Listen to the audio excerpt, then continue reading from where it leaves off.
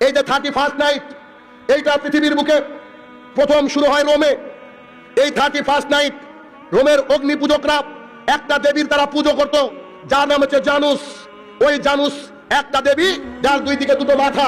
তারা মনে করত আজকে যদি আমরা জানুস দেবতাকে খুশি করতে পারি, তাহলে পেছনের যে গুনাহ করেছি আর সামনে যে একটা দিন আসছে, দেবতাকে যদি খুশি করা হয়, ও তো জানুয়ারির দেবতা, আরে জানুস থেকে তো জানুয়ারি এসেছে, ও তো জানুয়ারির দেবতা, যদি প্রথম দিনটা তাকে আমরা খুশি করতে পারি, আমাদের সারা বছর নাকি ভালো যাবে।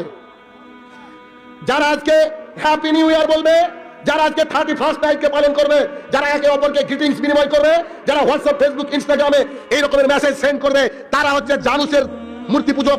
তারা হচ্ছে জানুসের মূর্তি পূজক। মূর্তি পূজা করে কোনো বেটা মুসলমান থাকতে পারে না। সুতরাং এটাকে অ্যাভয়েড করতে হবে, এটাকে 100% এড়িয়ে চলতে হবে। আপনি যদি কাউকে 31st নাইটের শুভেচ্ছা জানান, জানুয়ারির 1 তারিখের শুভেচ্ছা জানান, তাহলে বুঝতে হবে আপনি তো অশিক্ষিত। কেন?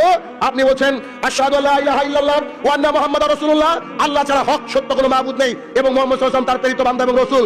এই কথা বলার পরে আপনি নাকি আজকে দেবী জানুসের পূজায় ব্যস্ত। আপনি কিসের মুসলমান? আপনি তো হিন্দুর চেয়েও খারাপ।